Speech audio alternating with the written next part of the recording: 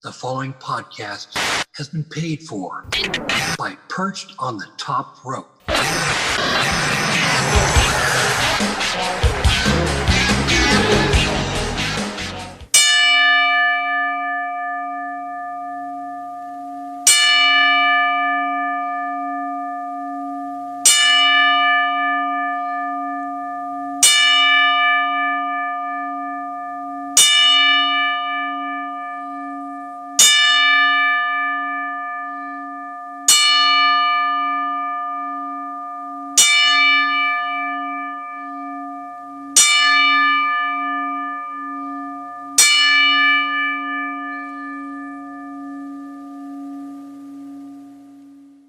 Welcome, everyone, to Perched on the Top Rope.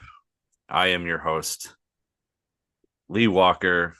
I'm joined today by my esteemed co-host, Justin Largertoe, and this is a show that the kid in me felt like would never happen for the mere fact that he was always known as the Immortal Hulk Hogan. Immortal means forever. While Terry Bollea has passed away, Hulk Hogan, the character, as we refer to Terry as, is no longer with us. But like the image shows, Hulkamania will live forever. Yeah, 100%. And you hit it right on the nose, Lee. We've always been told Hulkamania will live forever and Hulk Hogan is immortal. And, obviously we know people come and go in life. And I guess we just kind of believe that in our heads. Hulk Hogan would always be here. That son of a bitch would outlive all of us. But unfortunately, the news on this past Thursday on July 24th, I woke up to it. And it sucks. It really does. Yeah, I was just coming off of a 16-hour shift, went to bed at 6 a.m. And I believe by 8:30, I was getting phone calls, text messages. I didn't answer any of them. I was trying to sleep. And then finally, like, my phone was buzzing enough to where I was like, oh my God, like, can't people just let me sleep? And I was thinking it was all work related stuff. Right. People being like, hey, how do I do this? Hey, where's this? Hey, how do I do that? Where's this? Where's that? Where's this? No, not the case. Um, and I remember sitting there reading the thing from TMZ. And I just sat there for a second and was like, this can't be real. But then, I mean, and TMZ doesn't post, fake stuff, Right. Justin. That's not like they're not the National Enquirer. They're not Sportskeeda. They just, it sucks. Um, so I sat there and for obvious reasons, I was angry and it felt like instantly, as a fan of Hogan since 1988, 1989,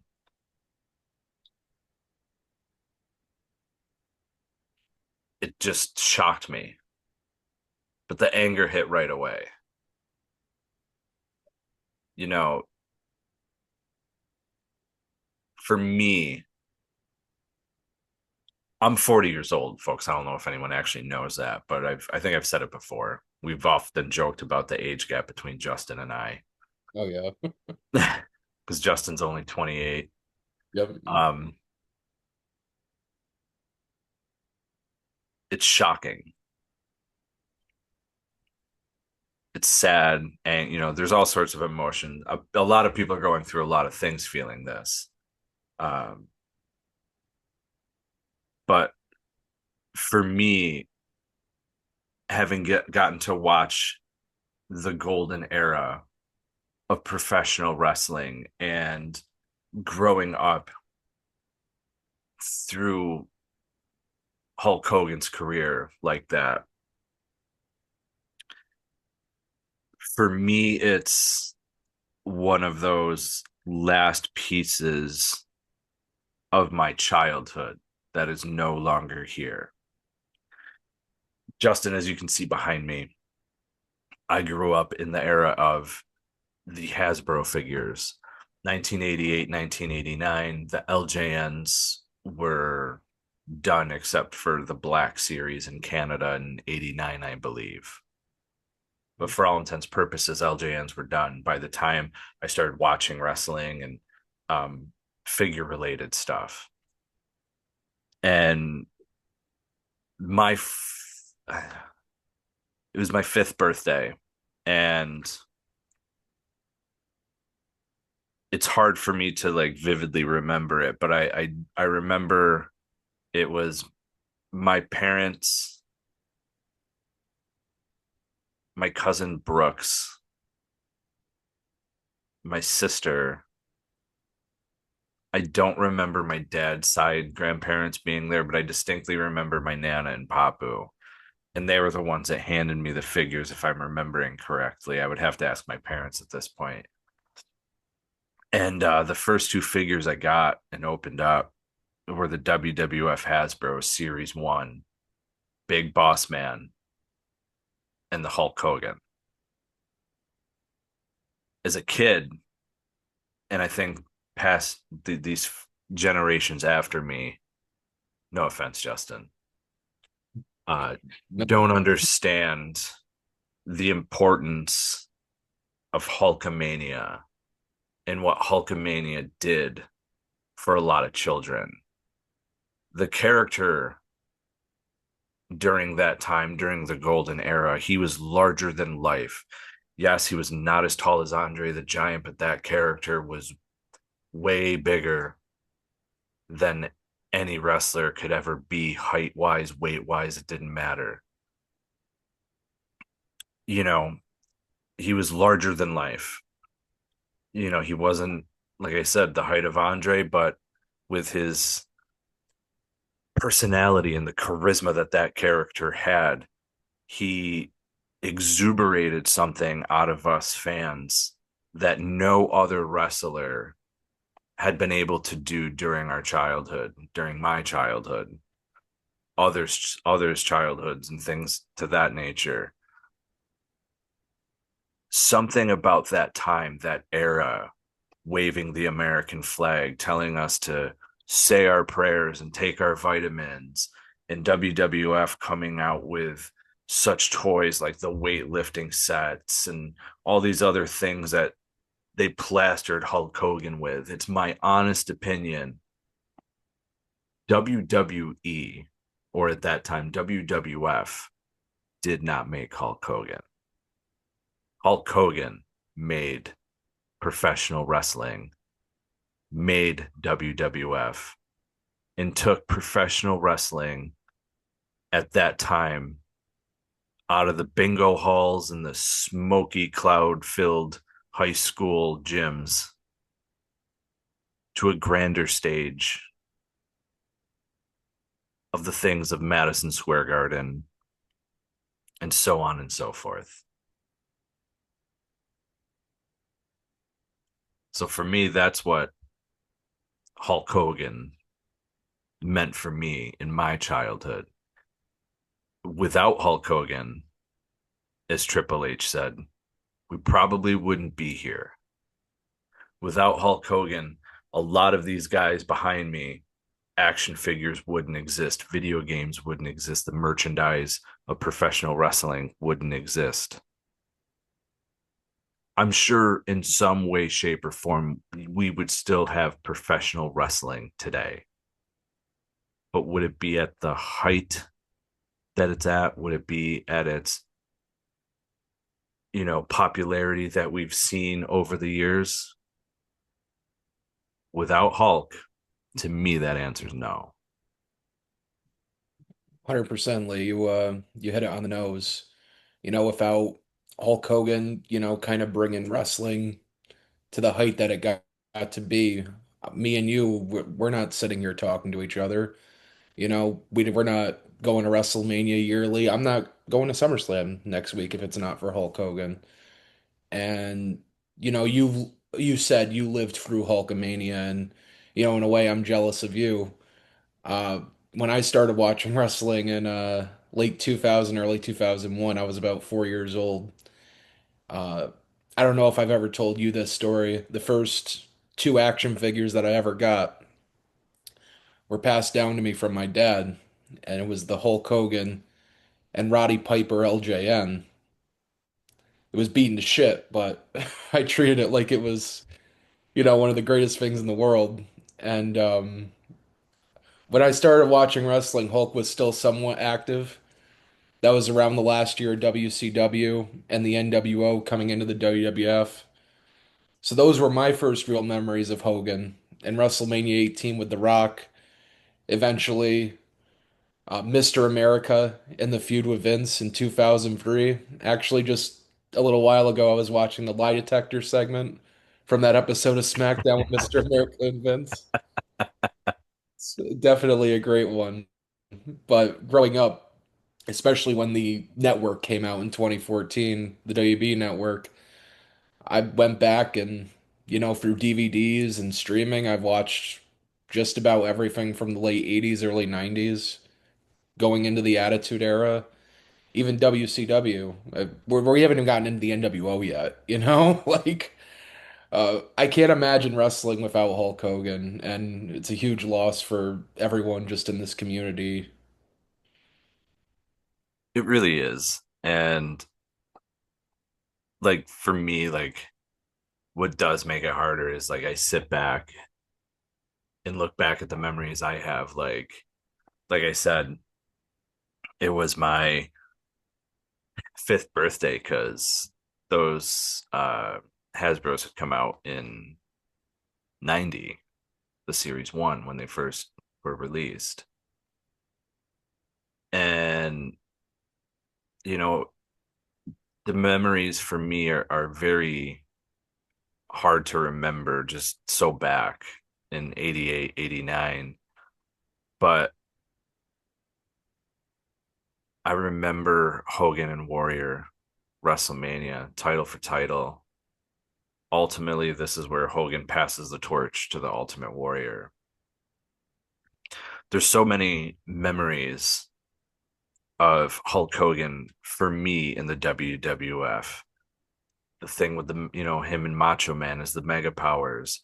Later teaming with Brutus the Barber Beefcake when he comes back from the accident that he had with the jet ski or whatever, and he's wearing like, to me, what looks like, as a kid I remember like distinctly like joking about it, and I was like, why is Brutus Beefcake wearing an Ultimate Warrior mask?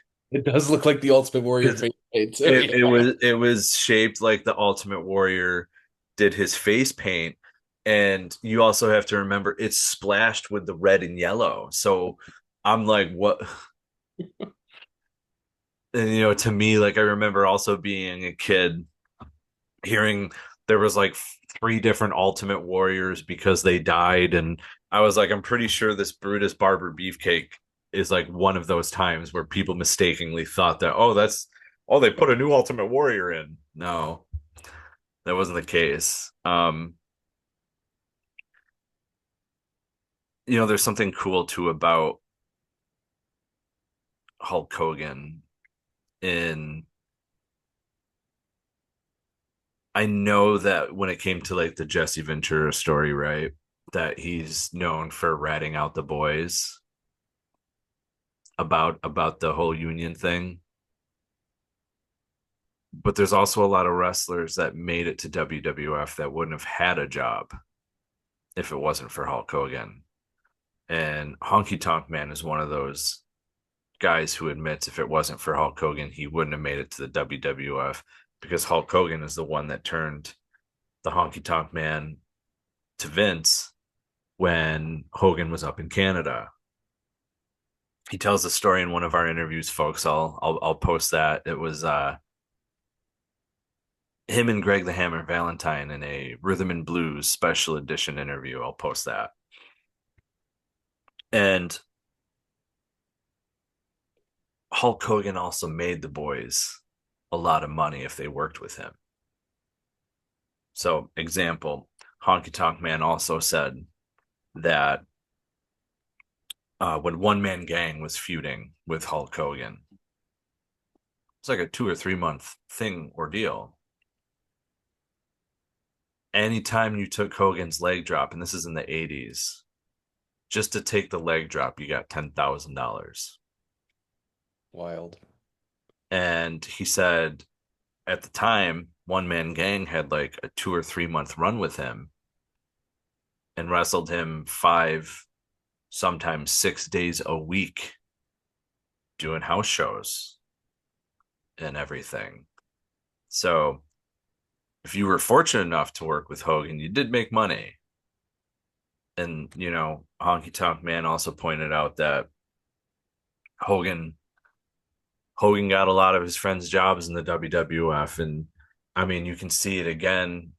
And God, this is going to be a bad example, but TNA, when Hogan and Bischoff were in TNA, they brought the Nasty Boys back. The Nasty Boys, I believe, got a shot at the TNA titles. I don't remember if they won or not, but I remember they got a shot at them.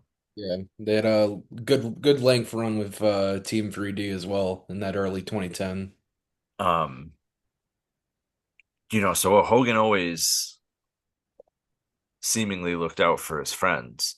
And even with Beefcake, Brutus Beefcake, who was recently on TMZ talking about Hogan, I'd interviewed Beefcake about this, about being the disciple. And he talks about how nobody knew it was him. Hogan told him to, cut down the weight, lift heavy, grow your hair out, don't shave, and brought him into the WCW headquarters, and nobody knew it was Beefcake. And that's how the Beefcake became the disciple, because things weren't working out as, what was he, the booty master? And then he was But before that, he was the Zodiac too. yeah, I was about that's who I was thinking of, the Zodiac. Yeah, Pretty sure he was part of Kevin Sullivan's Dungeon of Doom. Yep, yeah, wild. and of many gimmicks is Brutus. But yeah, but now I'm laughing because now I'm thinking of Hulk Hogan getting dry humped by the Giant and the Yeti Oh in God, I that was one of WCW. the too. Yeah. Uh that was that sucked. Well, while we're on the Dungeon of Doom, I remember clearly remember a segment in their lair or whatever you would even call it, and Hulk just appears there and he's there alone, and he touches the little waterfall in the back. That's not hot. So what is it, Hulk? Hulk? There's no Hulkamaniacs here. Oh God, I remember that too. I mean, you got to give it up for WCW for trying something different with Hulk. And man. So my earliest memory inside of Hulk wrestling would probably come around, and I know it's like a year or two after me even starting to watch wrestling, but would be Hogan and Warrior. And as a kid, I remember being so torn because I'm such a huge Hulkamaniac, right? But also a fan of the Ultimate Warrior. You have two baby faces going at it. And Warrior had like a charisma that just like Hogan didn't, but also did. It was just so different. The colorful gear, changing the strap, the colors of the straps on the IC championship belt, you know, the face paint and the tassels on the boots and the arms and everything. And and literally like he would shake the rope so hard as a kid, I thought he was going to break him. You know, they both had similar things though. Hulk would, Hulk up getting attacked. Warrior had the same thing, just in a different way. It was just that was a passing of the torch moment. And I know there's interviews out there where Hogan talks about it.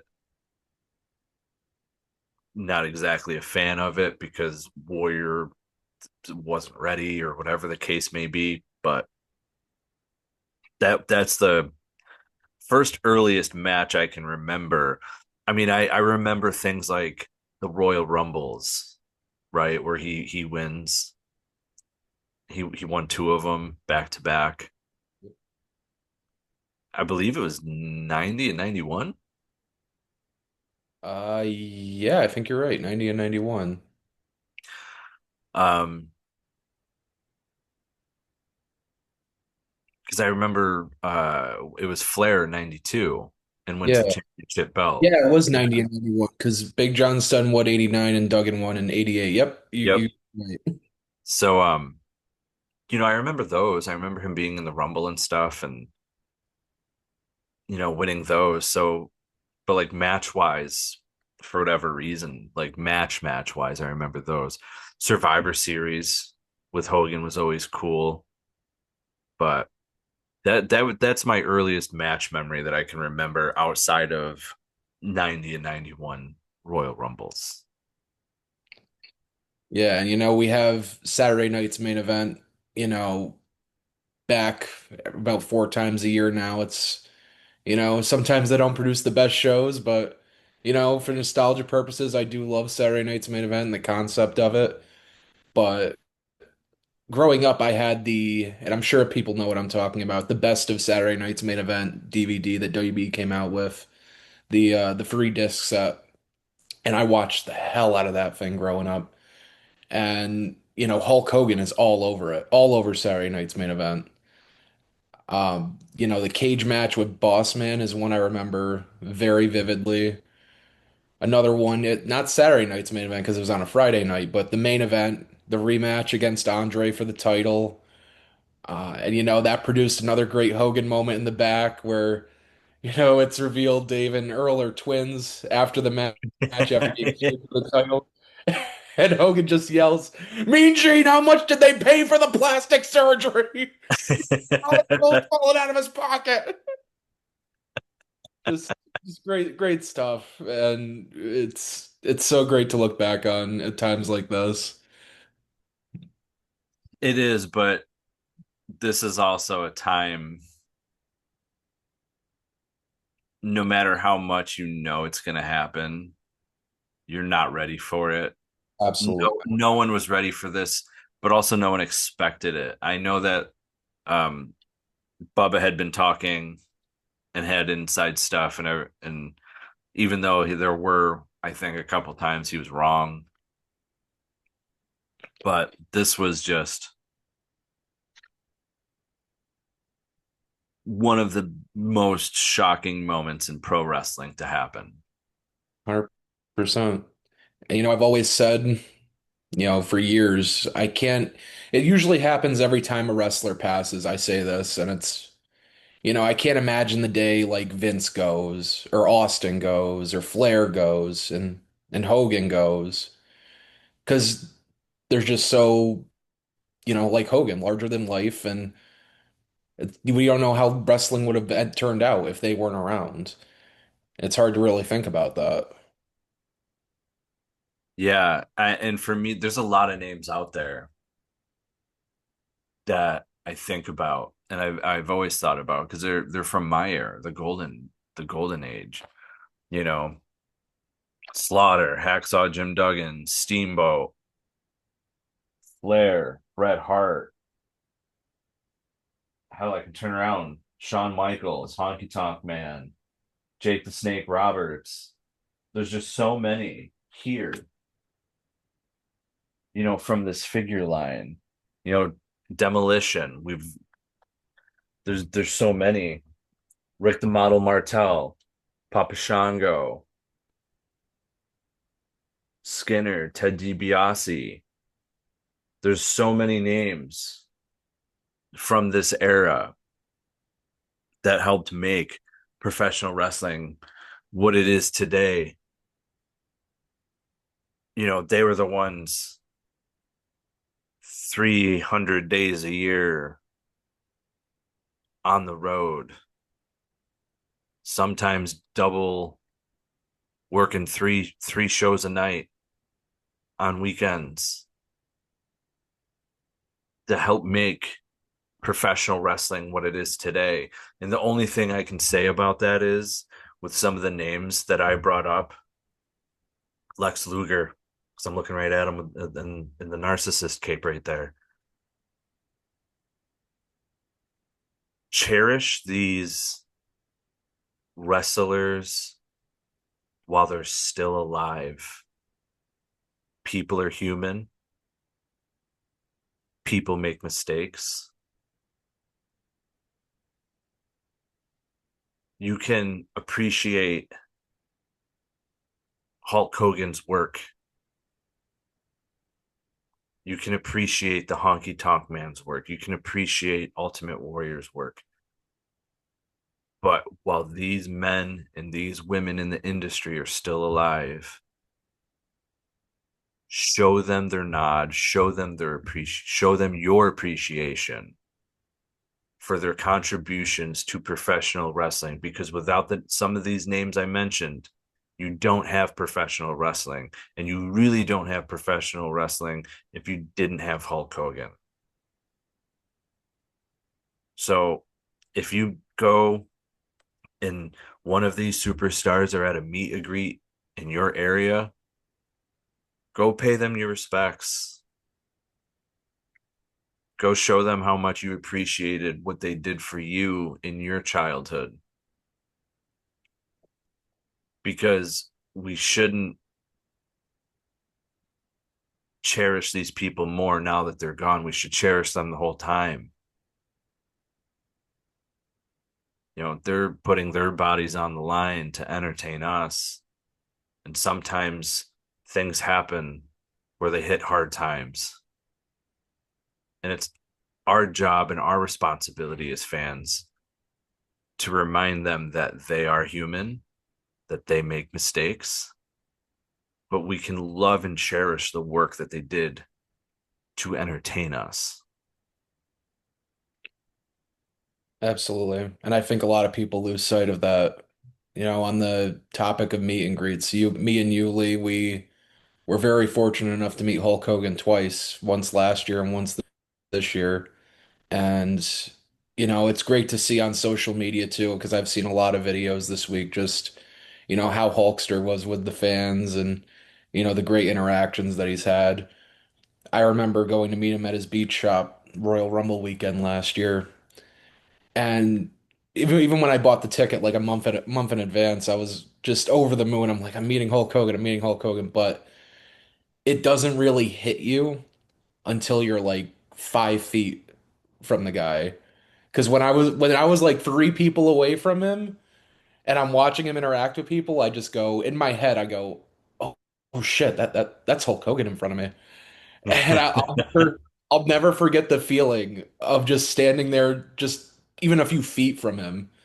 It's like you kind of like numb up and you're like feel some tingling in your fingers. And you know, it was the same thing I had with Austin this year when me and you were in line and just a oh shit moment. And you know, me and Hulk, we talked for like 2 minutes. I thanked him for everything he's done because, as we've said in this video, you know, we wouldn't be here. We wouldn't be wrestling fans if it wasn't for Hulk Hogan. And it's just, you know, I'm so glad I had got to have that opportunity not once but twice. I 100% would not be a fan if there was no Hulk Hogan.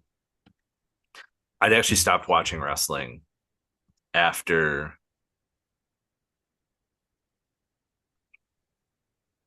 the invasion angle because I was so distraught with how bad I thought it was.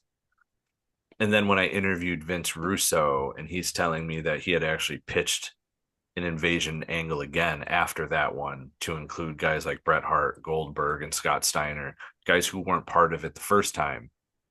I was like, that would have been better. And, with the switching of Kurt Angle and Stone Cold and switching sides. And I thought it was like so poorly done that I was so mad about it. I stopped watching until like 2007, 2008. But, and I believe even at that time, Hulk Hogan really wasn't doing much.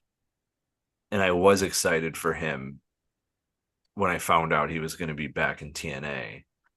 And, you know, things happen. Things don't always, you know, not always the best results, but I remember being hyped for that he was going to be back in wrestling with TNA in some form of capacity. But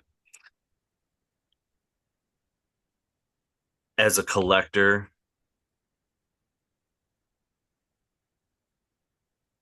it's different because now I've walked into my office that's off the side of this bar, and I just look around at like all the elites from the side where it says Hulk Hogan and has like, his photo on the side and stuff.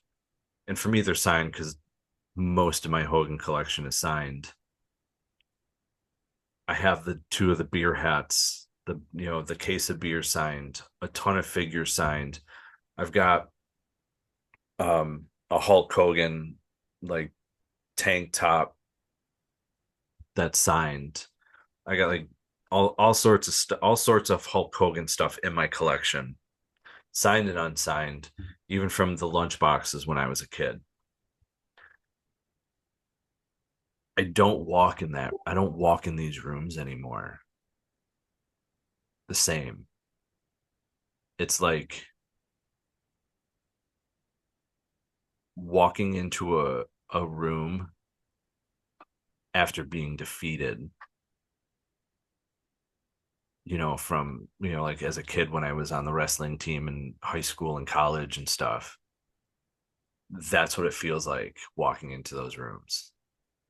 You just 100%. feel like you walk in there and you're not defeated, but that's the feeling like that I've had when I walk in there and I look at those things knowing that he's gone, because it hits completely different. And with Hulk Hogan being such a big part of my childhood, it's odd, but like I've questioned how much longer am I actually going to watch pro wrestling now?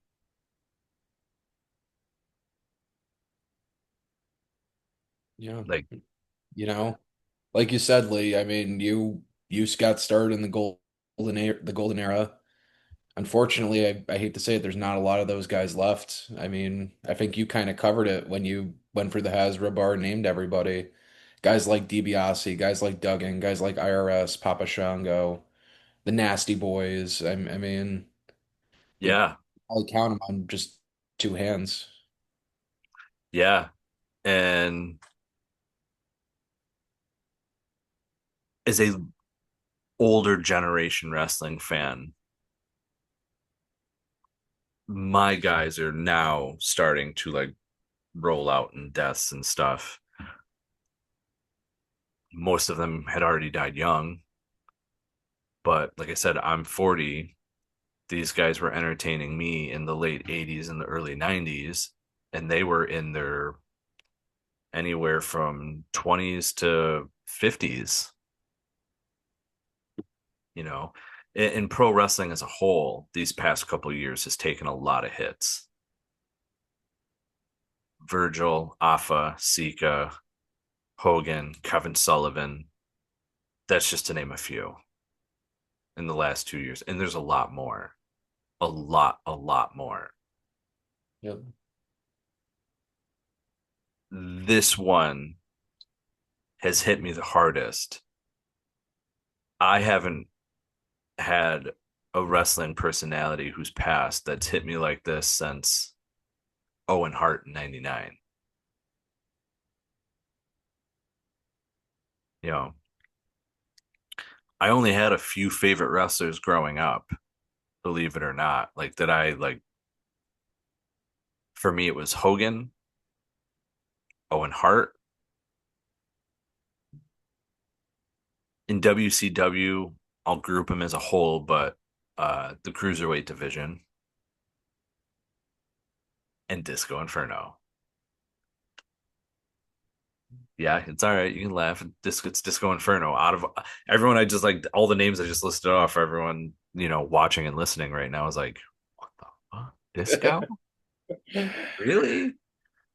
It was just he was so charismatic with the character, and he played it well. And there was even like when WWE was doing the top tens, um, I think they had like top 10. I think it was top 10 like worst characters, Oh and boy. they put Disco on there. And I just remember Dusty Rhodes is on the screen and they say Disco Inferno and he just busts out laughing. But he also says, like, hey, he knew what his job was and he played it well. And WCW even gave him his nod, cruiserweight champion, two-time TV champion. Like they gave him his nod with Disco Inferno, but it feels different now with Hogan gone. Like I said, walking in those rooms.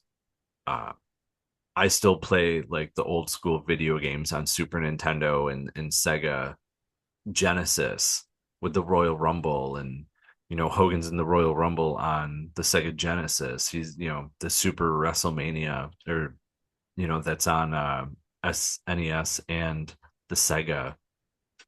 I still play those. The WCW Revenge, those games. So it sucks, and it's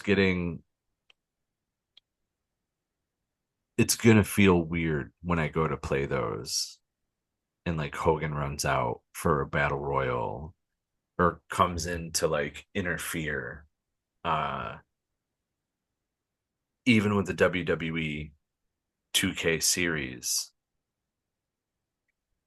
is 2K gonna do like a special Hogan thing for 2K26 now? I'd love to see that. Um and as far as I'm aware, Hogan's Beach Shop and W Shop WWE took all of the signed Hogan merch down, which understandable. Dude, Um,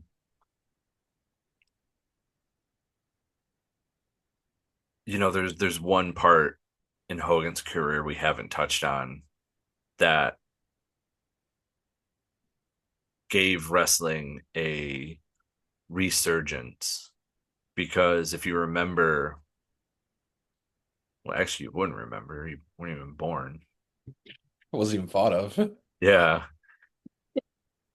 there was a lull period with the new generation of WWF, and WCW was still like Southern twang. They were like the country of pro wrestling, if you will. If it wasn't for July 1996, again, Hogan's another part of the biggest boom in pro wrestling. Hulk Hogan makes history at WCW Bash at the Beach with the Hulk Hogan heel turn and is the third man for the NWO. I remember watching that. My parents had, the big screen, and at the time, they were so wide, the TV had to have like its own room itself. Order the pay-per-view. Hogan's coming down to save Macho Man, who's being attacked by Nash and Hall, and Sting's down for the count. And what happens? Hulk Hogan comes down, and Heenan, Schiavone, and Larry and Dusty are all, yeah, and Heenan goes, but could he be the third man? That moment where everybody was like, and even Shivani, I believe, in interviews had said, he spoiled that moment. Hogan gets in the ring, and Nash and Hall get out, and you think he's gonna save Hogan, and then he just looks, he's in the corner of the turnbuckle, and he just looks over, and he just kind of goes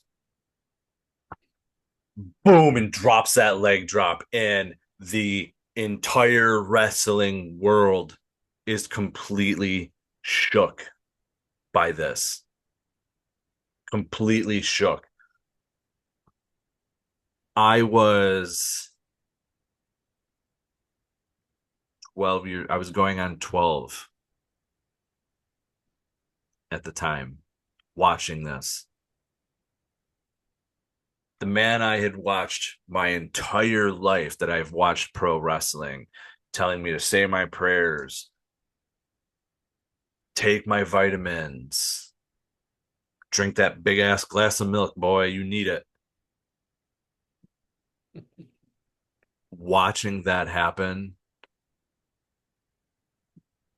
the most I can compare it to as anything recent for fans to understand is if you grew up watching John Cena being a baby face for as long as you've known him, and then he makes that heel turn that he made. That's the best I can compare it to. But the only thing I can say is there's big differences between the two. Hulk Hogan was still like a full-time wrestler, where Cena has already slowed down. And the other difference is, I think that the wait has been too long on Cena's, where Hogan, you were already hearing it in WWF towards the end. Fans were kind of tired of the Hulkamania. Again, we're coming into a new generation of pro wrestling. So the Macho Mans and the Hulk Hogans aren't as seemingly popular as they once were. Hogan goes into, television. He's doing that television show, Thunder Paradise. Wrestling is now an afterthought for him, but it also didn't take long for Eric Bischoff in WCW to strike a deal with Hogan. It was big news. Red and yellow's running wild again. Fans were hyped about it for a while. But just like in WWF, Hogan had to deal with it in WCW, where fans were kind of starting to, not feel the red and yellow anymore. I mean, it's also WCW. They had their biggest name, which was Ric Flair. So Hogan's coming to steal the thunder. Anyway, they start booing him again. And WCW and Eric Bischoff played my favorite game. What if? What if after all these years, Hulk Hogan finally turns? We've heard the story 100 times over. Hogan, at first, reluctant. Sting was going to be the third man. Fans are reluctant about it. Hogan's reluctant, thinking the fans aren't going to like it. To which he was right. The fans did not like it. They did not like Hulk Hogan turning. But in a good way, though. But it was exactly what was supposed to happen. That is what was supposed to happen. I mean, it was so big. Every mainstream outlet covered it. And this is at a time where your ESPNs and your sports centers and your mainstream sports channels were covering it. But also at that time, they did not like pro wrestling. They didn't talk about pro wrestling, but they talked about this. And at that time, this was the only time they talked about pro wrestling when it did not involve a professional athlete. For you on podcasts, I'm definitely doing quotations. Like Karl Malone, Jay Leno, Dennis Rodman. Things like that were the only time they wanted to cover professional wrestling. Not because of Hulk Hogan, not because of WCW, but because it involved professional athletes. Because pro wrestling still in the mid 90s still had that stigma. Well, it's quotations again, fake.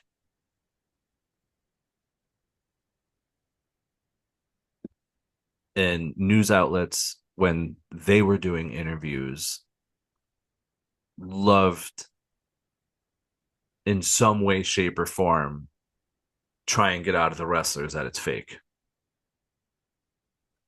We don't get that so much anymore because now these outlets like ESPN, like Sports Illustrated, like CBS, NBC, ABC, all these different companies and things like that, now they see the money that pro wrestling does.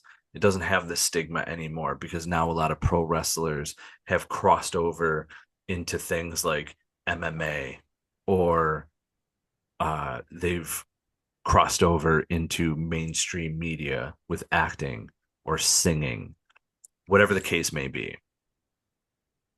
But back then, if you were a pro wrestling fan, I would definitely say you had it a lot harder back then than you do today. And one of the biggest things, not just as a fan, but for pro wrestling as a whole,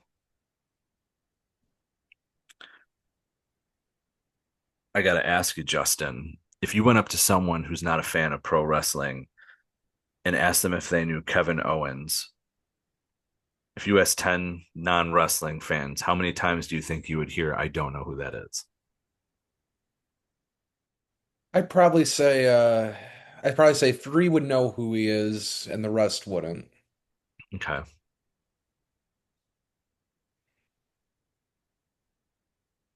Out of 10, how many would know Roman Reigns that are not wrestling fans? 10, easy. Okay. John Cena, 10, The Rock, 10, 11, Stone Cold, 10, Shawn Michaels, 10, Bret Hart, 10. I feel like Ty Triple, Dilton. Triple H. Uh, Triple H 10. I would, yeah. My point of this is none of that would have been made possible if it wasn't for Hulk Hogan. Absolutely. Like you just described it. The NWO Hulk Hogan turn is the biggest heel turn of all time. Like I dare anyone to put something up against it. As you mentioned, the John Cena heel turn. Obviously, it hasn't worked out the way we'd all had wanted it to, but Hogan turning shook the wrestling world legitimately. And you can make the argument, oh, you could have put Sting in that spot, or you could have put Macho Man in that spot. It doesn't work the same if it's not Hulk Hogan. It definitely does not have the same impact. I have to agree with you. Sting, because he was always the fan favorite to WCW, he was where Hulk Hogan had Andre the Giant. Sting had Ric Flair. To me, Sting was the big baby face of WCW, Ric Flair the big heel, and then Hulk Hogan and Andre. as a pro wrestling fan, WWF, while the Flair and Sting match could be better than Hogan and Andre, WWF always a way better build up for the matches. Oh yeah. Bigger platform, even though, WWF, WCW, Monday Night Wars and everything.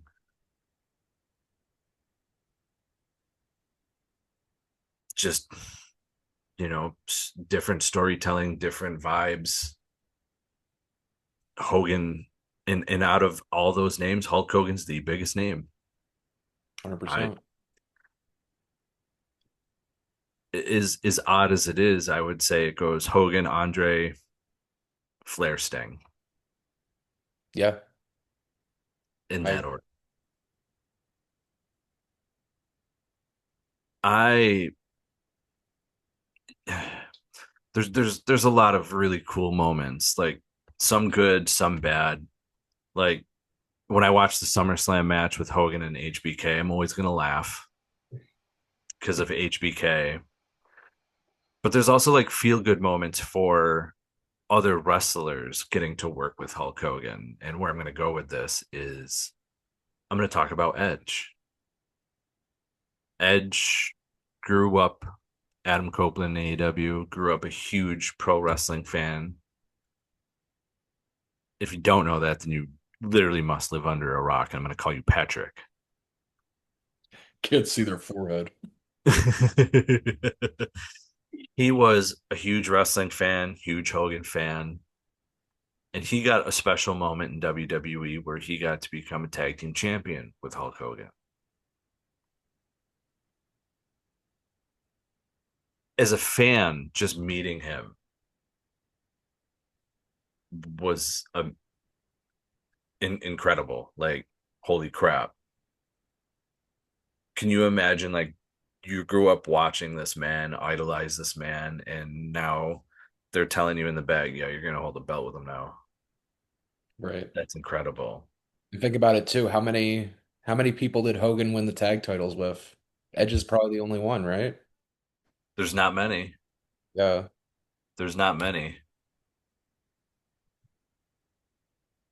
Yeah, I think that, Because technically Beefcake and him didn't win the titles. Macho Man nope. never won them. I think Edge is the only one. Yeah, incredible. So, like, that's a moment you can never forget. But you had brought up earlier meeting Hulk Hogan, and you did that moment at the Florida beach shop,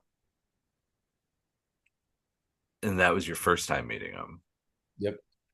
So my first time meeting him, WrestleMania 40, I have an extremely it's a one of one piece. It's just a one of one piece, and I'm going to show it here. It's going to be on the screen and stuff, so you guys can see it. It is a mock prototype Hulk Hogan WWE Elite from the SummerSlam series. Now, most people, when it comes to if you have the prototype of figures, you don't get them mock very often. They're mostly loose. Yep. I do have a few mock ones, but this Hulk Hogan one was a big deal because I already had the loose prototype of the figure. And I'm pretty sure I have the only prototype stuff related to this of Hulk Hogan. And again, showing them on the screen and stuff. Sorry for you podcasters that can't see it, but youtube.com/perch on the top rope. Uh, incredible. It was WrestleMania 40, Philadelphia. And I just remember being in line. And like you said, like you're in line, there's a bunch of other people, and you're talking and stuff, but it doesn't hit you until like you can see him Right. and you're like right there. So you zigzag through the line, and then there's like a set of stairs that you go up, and Hulk Hogan had like 6 or 7 like bodyguards with him, and he is signing. I didn't do the photo, but I did the autograph. He looks at the figure, he signs it, and they weren't letting you take photos. They weren't letting you like shake his hand or anything because it's just supposed to be get your autograph and go. Yeah, the Fanatics way. Yeah. I took a photo of him signing the figure because I was like, yeah, no, I'm not doing that. And then as he finished, hands me the figure, I put my hand out and I just said, "It's a real honor to meet you, sir." And he said, "Oh, it's nice to meet you too, brother." And that was it. And then we have a special moment together, me, you, and our friend Mike. Hulk Hogan is on his Real American Beer Tour. You guys can see the image of to go to the video and stuff, or I'll even like clip it in so you guys can watch it. There's The following announcement has been paid for by Perched on the Top Rope. This is Big Papa Pump. You're listening to Perch on the Top Rope. Welcome everyone to Perched on the Top Rope. I am your host, former dirt sheet writer from Ringside News, Daily DDT, Sports Kita, and more. I am Lee Walker, and ladies and gentlemen, tonight I am going to talk about my experience meeting Hulk Hogan while on his promotional tour for the Real American Beer. Now, my day for this started at 5:30 in the morning. Now, Hulk Hogan was going to be at Beer of the Worlds in Rochester, New York from 11 a.m. to 12:30. Now, if you know anything about meet and greets and things to that nature, you should get there fairly early for many reasons. Talent can leave early, long lines. If the line's too long, you might not even get to meet the person. And this Real American Beer Tour, this happened. I watched it happen. So my friends come down from Albany, New York, which is about a 2.5 to 3 hour drive from where I live. They do this the night before, stay the night at my house, and then we go to Rochester. And Rochester is like an hour and a half away from my house. So free meet and greet, and it's Hulk Hogan. Yes, you can expect a long line and large crowds. Now, the night before, and when my friends were here, I had reached out to somebody I had seen on Facebook and asked them about how many people showed up. Now, this person told me 250 people were at the event the day before. I don't know where it was. I didn't ask. I thought that was kind of low. It would be later on I would find out what that number 250 really meant. So my friends and I are trying to decide, what time are we leaving? What time are we leaving? We decided to get up at 5:30 to be out of the door by 6, and we were out of the door actually before 6 a.m. with that hour and a half drive. We got there at 7:30. At 7:30, there were no lines, but you could see this truck in front of the parking lot where the beer store was. And on the front of the store, there was this big, big poster that you can see right here. So you can see all that. And, you know, there was a couple dudes like in the parking lot. So like I went up and talked to them. and there was no line. However, it's kind of cold out. It's 7:30 in the morning, and it's upstate New York, so it's pretty cold. So I go back in the truck.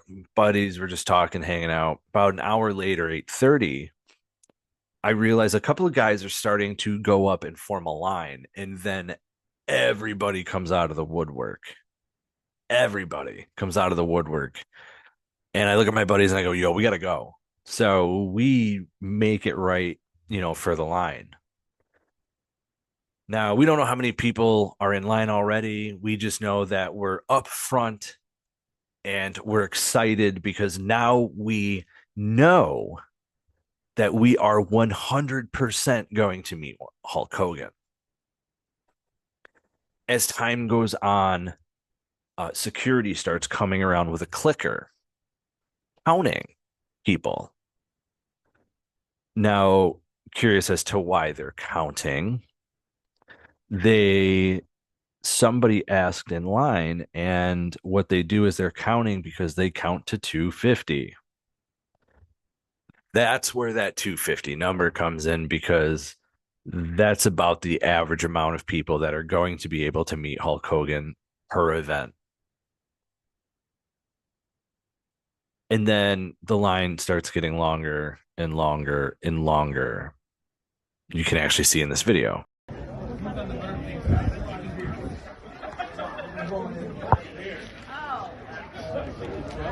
So while in line and seeing how long it's going, the promoter of the event comes out and everybody starts getting a sticker for what number they are. And you have to, when you go in, you have to have that sticker so they know what number you are. I happen to be number 35. Now, again, the line is just getting longer and longer. And I had even watched people get out of the line to leave to go to the next place so that they could have their shot at meeting Hulk Hogan. The doors to the place open up at 10 a.m. However, they were not letting the people who were meeting Hulk Hogan into the store just yet. Now, Hulk Hogan is supposed to be there at 11. We're outside. It's 11:15, and Hulk Hogan is now just showing up, and there's these two black SUVs that go up and around the parking lot to drive in front of the parking lot. And we all get our phones out to take a video as Hulk Hogan drives by that you can see here.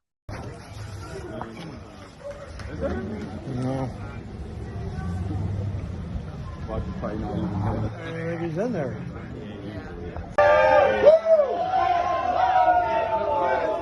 Hogan! Hogan! Hogan! Hogan! Hogan! Hogan! Hogan! Hogan!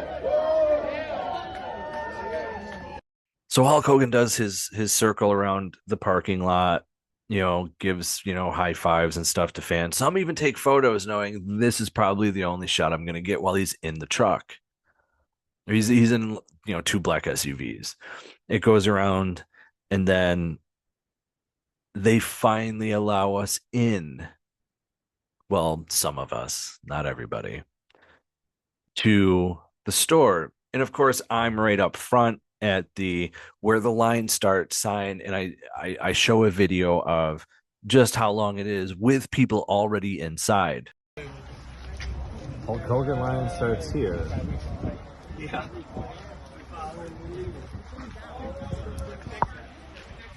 Oh my God, the line's still. So, we're standing there going through, they have these like little red dots, to follow and everything. So we're in line, and the promoter tells us, he's pre-signing these hats, and he's pre-signing boxes of beer. However, I had a hat that was not pre-signed, and I wanted the autograph in front of Hulk Hogan. More on that in a few minutes. So, we're in line, and there was a small glimpse where we thought Hulk Hogan was coming out, but he was going to the bathroom.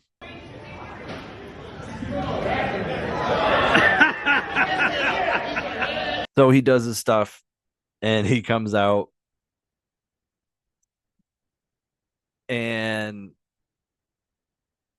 it's now past 12 o'clock.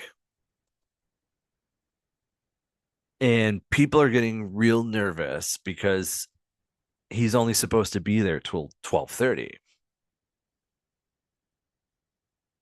Now he has to do some media stuff, interviews and things to that nature.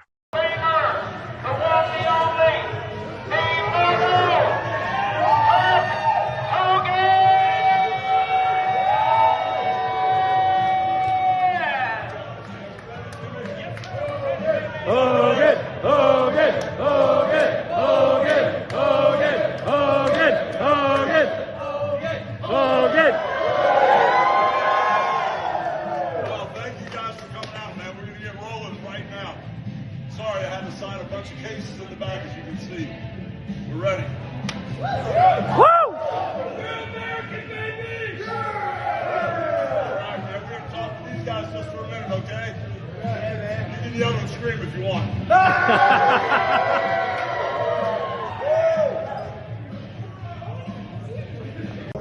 Real American beer. Hogan, Hogan, Hogan, Hogan, Hogan, Hogan, Hogan, Hogan, Hogan, Hogan, Hogan, Hogan, Hogan, Hogan, Hogan, Hogan.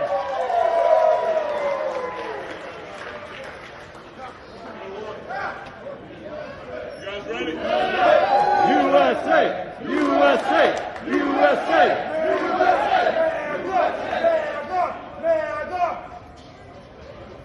So he does those, and then we finally get to meet Hulk Hogan.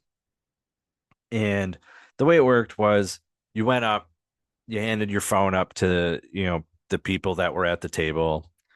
You get to meet Hulk Hogan. If you were like me and had a not signed hat, you'd have him, I had him sign the hat afterwards.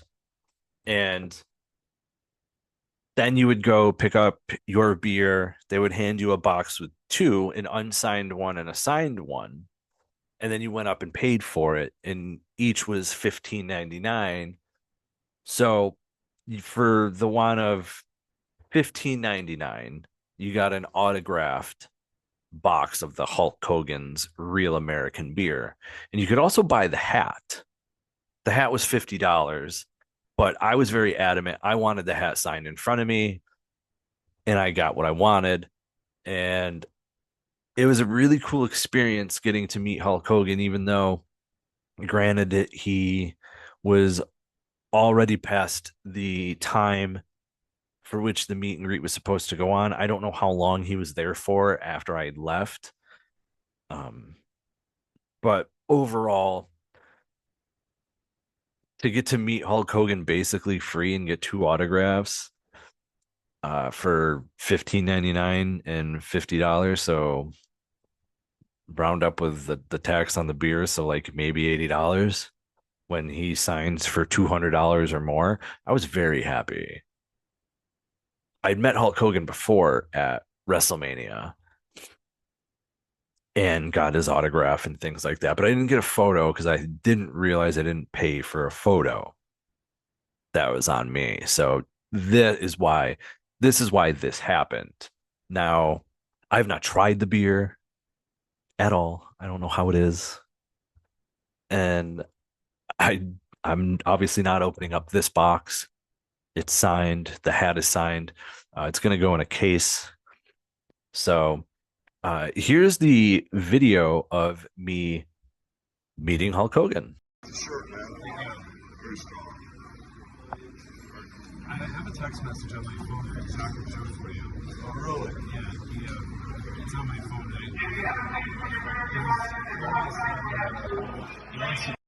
Now, ladies and gentlemen, you can go to youtube.com/perched on the top rope with awesome wrestling interviews, unboxing videos, card breaks, video game stuff, and more. Check it out. Make sure you subscribe to the channel too while you're there.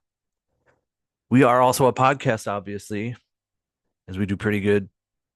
Top 20 in the United States and ranked in over 20 countries, heard in over 50.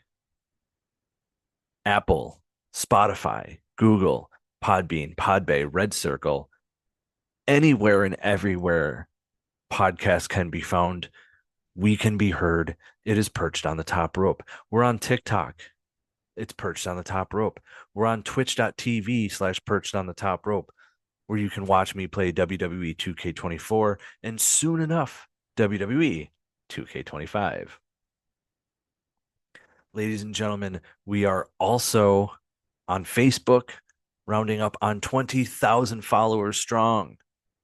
Facebook.com/Perched on the Top Rope, where I post exciting news, hilarious memes, and historical reels involving the history of professional wrestling, along with modern day stuff and, some Owen Hart pranks here and there. You can find us on Instagram and Threads at Perched on the Top Rope Podcast. You can find us on X at Perched Top Rope, because Perched on the Top Rope was just too long. So fans, I want you to do one thing for me. Aside from, going to subscribe to all that and liking and following, and I want you to remember, spoiler freeze is the way to be. I'm out. A tour, and he's in New York. There's a bunch of stops. I see it, so I contact Justin. I contact Mike in our group chat and ask if these guys want to go. Because I'm going. Like, I specifically remember saying in the group chat, I got my autograph. I didn't get my photo. Now I need my photo. Right. And it's free. So, I have to make this happen. 100%. So the beer tour's in Rochester, New York. For those who don't know, I'm an hour and a half away from there. Justin's quite a few hours away from there. So it was really cool. You guys agreed, and they come stay the night at my house. We're trying to figure out what time to leave, and everyone's got different times. And I think you and I agreed that, yeah, we got to get there early. Yeah. So the event was supposed to start at 12:30. We left at 6 a.m. and it's only an hour and a half drive. So we get there by 7:30. Now, first there's no line, and I'm like, oh, is this the right place? What am I missing here? But then we saw some people standing around that were already there, and we're like, oh, holy crap, okay. I'll never forget this. Just the mass amount of people just getting out of their car all at the same time. Yeah. So the store's not open yet. They're not letting anybody in. And we'd already been there a half hour. Yeah. So we all start to notice, fans, that there's more and more cars coming into the parking lot. And I'm like, yeah, they're all definitely here for Hogan. So by the time we all are all right, let's go up in line to make a line, literally out of nowhere, 30 other people come out of the woodwork. It was they didn't even come out of the parking lot. It was like a field of dreams, and they're the deceased professional ball players just coming out to the field to play some ball. That's literally what it looked like as the fog was rolling in. It was just insane. So we're in line, and now people start, more and more start coming up, and a lot of people that work for the beer tour and stuff, and the where it was going on, they're clicking to see where everybody is and start giving everybody numbers. We're in like the 30s, like 31, 32, 33. Yeah. And I remember at one point looking back going, oh my God, I am glad we left and got up here when we did. 100%. Now, fans, I had actually watched friends I know get in line and then leave very well knowing that they were not meeting Hulk Hogan. And what happened, it started to get to a point where people running this beer tour are coming out and telling us usually they can get about 250 people. That's what they originally had planned for. Now they're saying we have no idea how many people he's going to be able to meet. And even though you're in the 30s, it's still, you're like, oh, no, that is not happening. That is not acceptable. So the event is supposed to start at 12:30. The beer chain or whatever opens, and then again, you're still not allowed inside. Stay outside. Fuck you. And it's cold out, by the way, folks. Like, this is like early spring, 6 a.m, 7:30. Yeah, it sucked. So as time gets closer, we've already waited in line 4 or 5 hours. Now they start filing us in the building. And again, you're doing a zigzag line through all the different like liquor aisles of whiskey and rum and all this other crap. And someone comes out, starts handing out hats if you want to buy a hat, because he's signing beer and he'll sign the hats. But as we knew, because fans doing our research, we know he's not signing action figures or cards or this or that or belts. And a lot of people came with merchandise. So there were a lot of like upset people about that. So I was like, well, this is free. Yeah, I'm buying a hat. I'm already getting a case of beer signed. Why not get a hat too? And especially $50 for a hat signed by Hulk Hogan. Not a bad deal at all. I mean, no. I can guarantee you're going to find that same hat right now for $400 or $500 on eBay. 100%. And so I'm like, yeah, that's great. Again, the event's supposed to start at 12:30. It's like 12 o'clock and we're here. He's like just eating lunch or whatever while signing the cases. Now, if you have a signed case, you know what these things look like. They do not look anything spectacular. No. In most cases, you cannot tell it's a Hulk Hogan signed item. I mean, mine looks like it has an H on it. Mine has like an H, but the rest of it, I can't tell what I'm looking at. But when you have him doing so many, he's just going through the motions of what his signature is, and they're just sliding the boxes along is all I can think.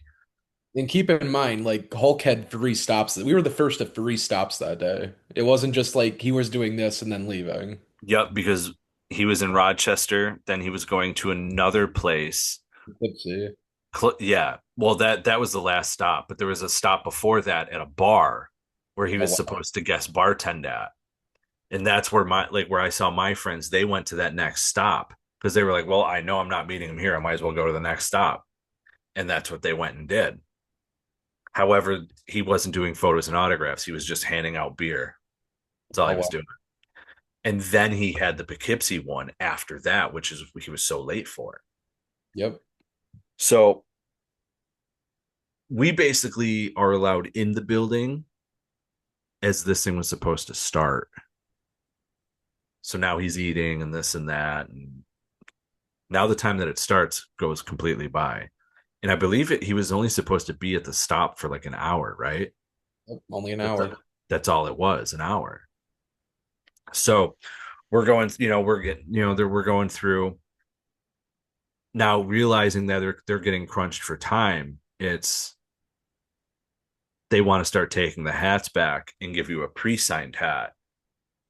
And they go to give me a pre-signed tag. I want to watch him sign it. So it's like the whole point for me, like as a collector, I want to watch him sign that item. So he goes to he's supposed to come out, and we see a glimpse of him and we start cheering. They're like, oh, he's coming out now. ...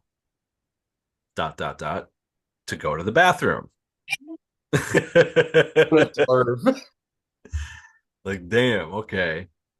So then he does come out, and then he looks at all of us and he goes, I gotta do press. I was sitting there thinking, like, hey, why didn't I know how to contact to be able to be part of the press so that I could stand there with, my equipment and get a question in? So like that could have been my time to get something in with Hulk Hogan. I probably would have cried after, to be honest with you. So we go through the motions. He started going through with people, and I don't know if you noticed, but one thing I noticed was Hulk Hogan was actually taking his time with everybody he met. Oh yeah, he did the first time with me too at the shop. It definitely should be acknowledged. It wasn't just Hulk Hogan is signing your hat, take the photo, and leaving. Right. I remember there was a lady in front of us who had a Polaroid of him wrestling in, I believe, Syracuse, New York. And, and she's showing him the Polaroid, and they talked. I distinctly remember watching them talk for a few minutes. And I remember as we're getting closer and closer and closer, like me, you, and Mike we're all like giddy little schoolgirls, like the perfect way to describe it, because I would have said the same thing. We're all being giddy like little schoolgirls, like, oh my God, oh my God, oh my God. So I remember I go up to meet him and shake hands. We look at the camera, and I remember the guy who was doing my photo. I remember asking him if he would just take a video of Hulk Hogan signing my hat. And they weren't allowing video, by the way. Right. I'm talking to Hogan. We do the photo. I'm talking to him. He signs the hat. I'm actually talking to him about Jacques Rougeau because I'm friends with, the Mountie. And Jacques was asking about if, he's going to be at his bar for karaoke for St. Patrick's Day.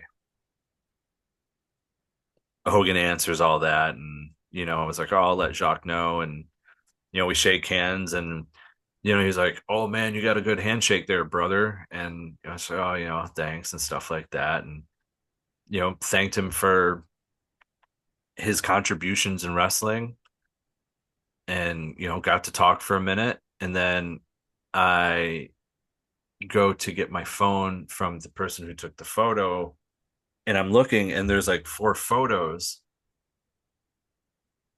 and he took the photos while he was taking an entire video of me with Hulk Hogan. And I remember I flipped the F out over that. I was so excited. I'm just remembering that in my head. It was fantastic. Because fans, like when I meet somebody, if I like with Justin and Mike, because we go to WrestleMania every year with each other, I always ask these guys when I go to meet somebody, take a video of it. Because for the content, take a video of it. And I've got so many now like that. And with this one and all my other ones, I'm definitely going to cherish those moments a lot more. Because now I have video, I have the photographs, and yeah, I'm just going to cherish that to the end of time. Because like the fact that guy like went out of his way and did that for me was it wasn't just the coolest, it wasn't just the best, it was just incredible. So I absolutely loved it. Um, if you yeah, you remember, I was like jumping up and down. I was like I was like a schoolgirl who just got like straight A's. Like, ah! Backstreet Boys just walked by me.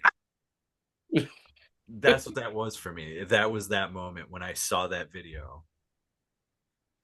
Justin, uh, what was the experience like for you the second time being able to meet him? Because now you're with friends this time around.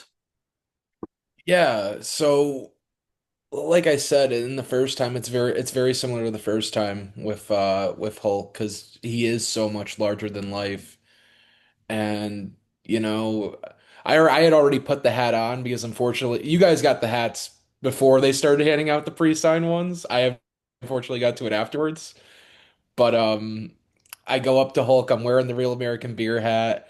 Immediately, we shake hands. I tell him like, "Hey, thank you for everything. Thank you for being here today." So on and so forth. We take the photo. He's like, "Did I sign that hat already, brother?" I'm like, "Yeah, yeah, I got your signature right there." He's like, "Good stuff, brother. Good stuff." But yeah, even just being with you guys, like you said, that's a memory with us that I'm always gonna remember, especially because this wasn't like a long time ago, by the way, everyone. This was like what, 4 months ago, back in March. Yeah, this was short. We're not talking about something that happened a few years ago. Like, This is like literally a month before we're going to WrestleMania. yeah, literally. But yeah, it's just, I can't imagine, standing outside that long just by myself, just, hating being around people and that I don't like. But Yeah. yeah, I was so grateful I got to be with you guys. I even joked with you when you I think you went off to go to the bathroom and you came back and I gave you the old Ronda Rousey from WrestleMania. WrestleMania 40. Nope. Back of the line, Lee. uh yeah, that would have been like a Tim Bray Wyatt moment for me. Not gonna lie. But for like I said, you know, that was a moment that the second time meant more to me than the first time, just because of who I was with compared to I'm just getting an autograph, I'm not getting a photo with him, and it's just me like there, waiting. Um, if you guys, like I said, I had said it in group chats with you, if you guys don't, I'm going no matter what. Like, it's a free event. I have to try. This is my one time to try and get the photo with Hulk Hogan. And I'm glad I did it because if I didn't, I never would have had it. Yeah, that was absolutely the last chance. Yeah, I never would have had another shot at it. And I'm forever thankful that you guys did go. Because for as cold as it was, I would have been miserable We would have waiting too. outside for hours.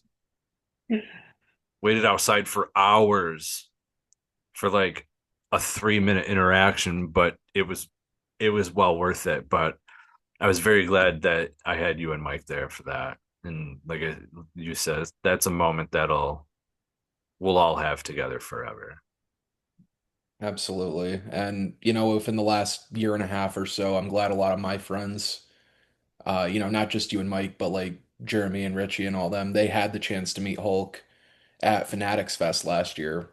I mean, hell, even that same day, I had a friend in line who was in Poughkeepsie waiting until 8 o'clock at night when the signing is supposed to start at 5 o'clock. I'm glad for everyone that got to have their chance and got to have their moment with Hogan because as much as I like having these experiences, I like seeing my friends get to experience it as well, especially with like being at their first WrestleMania and so on and so forth. Happy for your friends' successes, everyone. Yeah, be happy for your friends. And speaking of that, I would say that one of the people probably having the hardest times is someone who I would say essentially sacrificed their own career for the greater good of Hulk Hogan, and that's Jimmy Hart. Absolutely. Jimmy managed Hogan. They were best friends. You could see on Friday during the 10 bell salute how shaken up Jimmy Hart was. Steve from GWC had posted that he had actually talked to Jimmy the day after Hogan had passed, and Jimmy had said that it's like losing a brother, a son, and a dad all in one. Yeah. I mean, Like, they were ever together. Even at the Real American Beer Tour we went to, Jimmy was there, taking pictures. yes, and yes, and taking photos with us and stuff. Absolutely. Um, Jimmy Hart and Hulk Hogan were together through the best and worst times together, through thick and thin. Jimmy always stood by Hogan. And I'm talking right or wrong. That is a loyalty and friendship that is almost unheard of in today's age. So if you have Hogan's family in your thoughts, your prayers, your well wishes, include Jimmy Hart in there too. Absolutely. Because I know that man is struggling with the loss of his best friend. And I can't blame him. We've had, some, like I said, Justin, we've had some wrestling deaths the past couple of years. Psycho Sid, Virgil Alpha Sika, Exotic Adrian.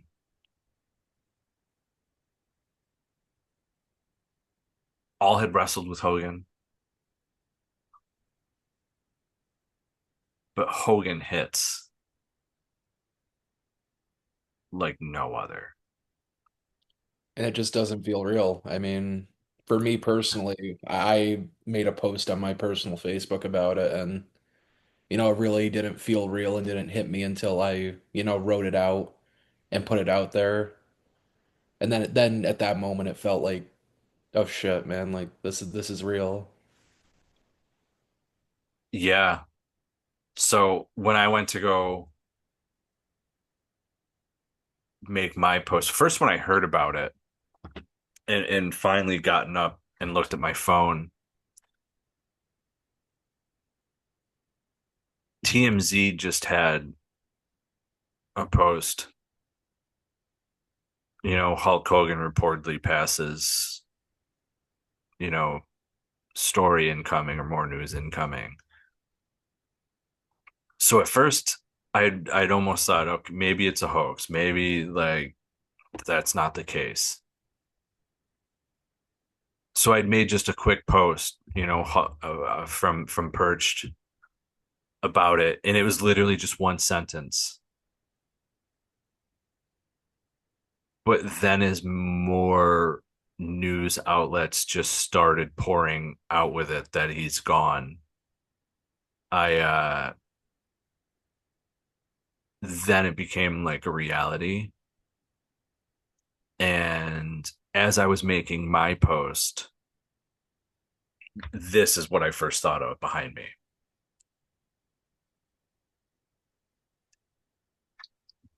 If it wasn't for Hogan, I wouldn't have watched. If it wasn't for Hogan, I wouldn't collect. Like I said, Hogan and Bossman were the first two Hasbros I had. And I mean, and after all, with him, Akeem, and Bossman, like in the Series 1 ordeal and their feuds that were going on, as I got older and wanted to collect the action figures, I made sure Hogan and Boss Man were the first two I got.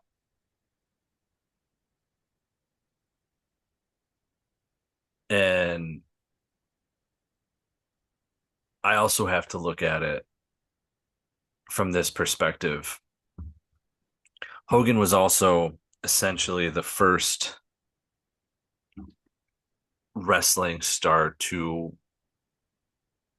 kind of cross over into mainstream media with movies, television, and stuff like that, all while his career is going on as a pro wrestler. Like him in Rocky 3. I'm pretty sure there was like something there where WWF told him if he goes and does that, like that's it. And then he's in AWA, right? So he ends up in AWA. That popularity spikes again, and WWF is like, well, we dropped the ball here, and then wants him back. So when he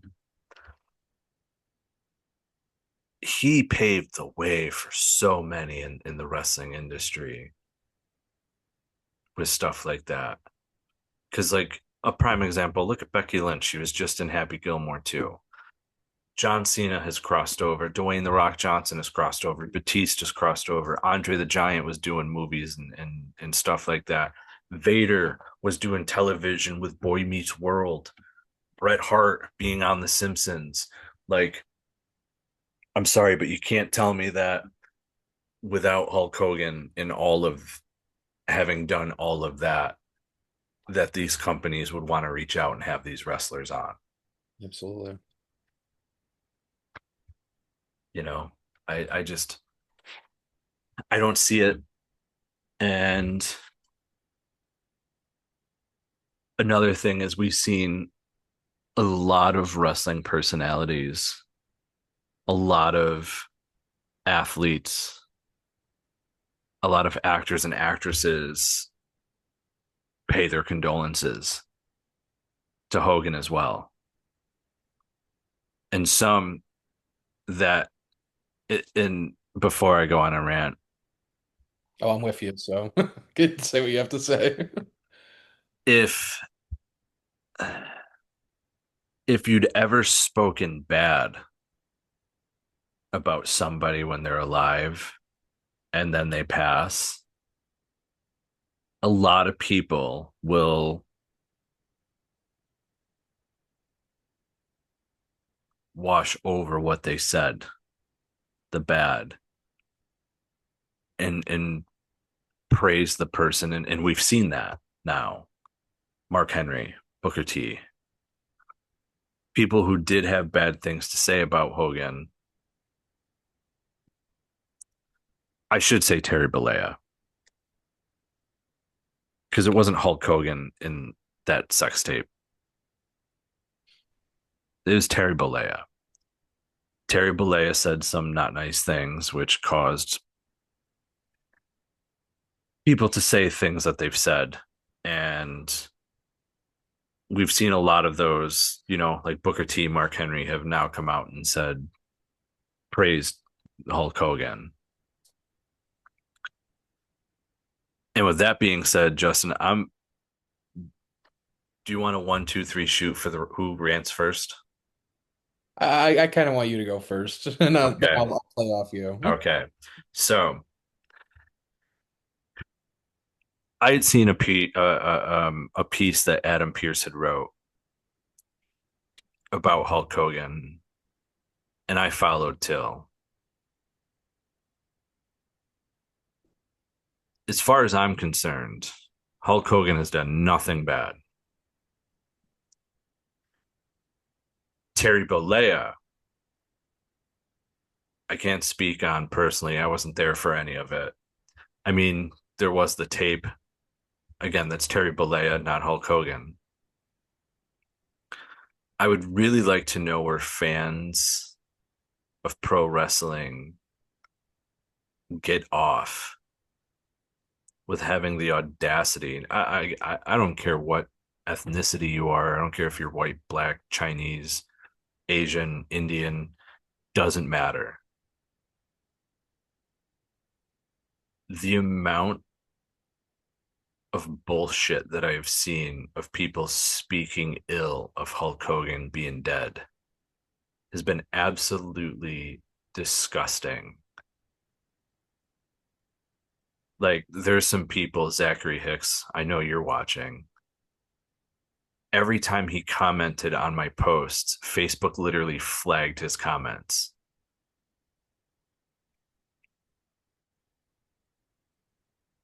Hogan was baptized 18 months ago. If you know anything about the Lord, Jesus Christ died for our sins. Jesus Christ forgave and forgives everyone for their sins. After all, isn't that why Jesus died? He died for our sins. Jesus loved everybody. Everybody's human. Everybody makes mistakes.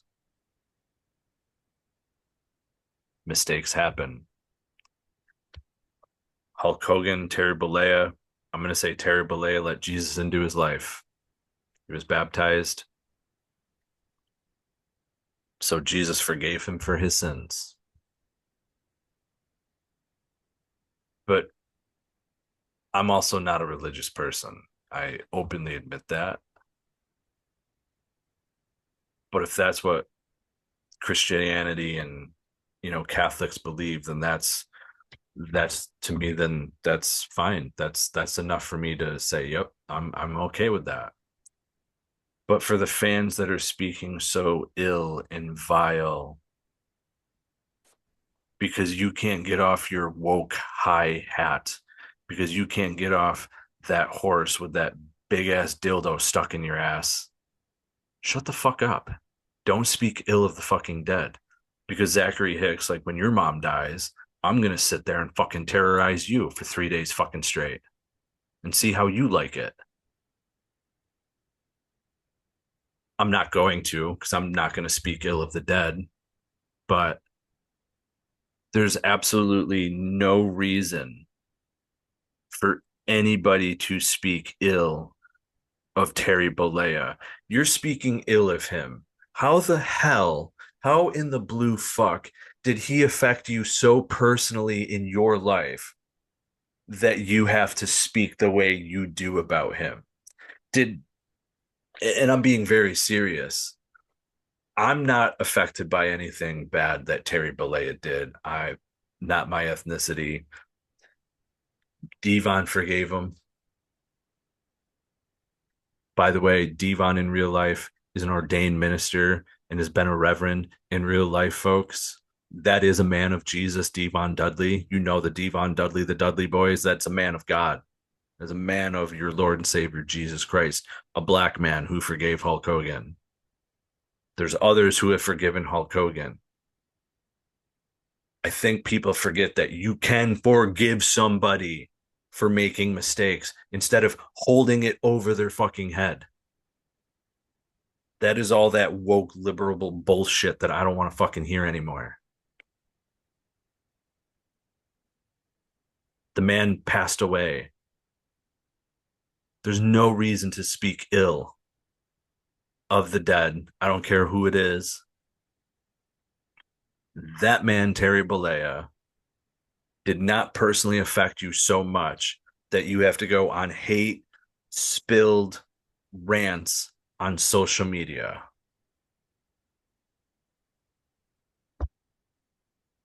Unless you're just craving attention because mommy and daddy didn't give it to you when you were young. Don't take offense, Justin. How dare you? But in all serious, folks, if you're one of those people, just like I said in my post, perched on the top rope then is not for you. I deleted so many hate-filled comments in regards to Hulk Hogan, which your hate isn't on Hulk Hogan, your hate is on Terry Bollea, but again, the man just passed away. Show some respect. Because he didn't personally affect you so much to cause that much hate inside you. That hate comes from somewhere else. That hate isn't because of Terry Bollea. That hate isn't because of Hulk Hogan. That hate stems deep down from somewhere else that you just picked Hulk Hogan in the issues that you had with something he did. And again, not Hulk Hogan, Terry Bollea. Because Hulk Hogan went to the ring in red and yellow. Hulk Hogan went to the ring carrying an American flag. Hulk Hogan came out to I am a real American. And back in the 80s, in the early 90s, there was nothing wrong with patriotism, with being proud of where you came from, being proud of your country. There was nothing wrong with it. But in today's day and age, a character like Hulk Hogan, hell, I'm shocked y'all ain't even going after Hacksaw Jim Duggan for being so patriotic with USA. Or maybe you want to slut shame him because he goes, ho! Grow up. Grow up and get a goddamn job.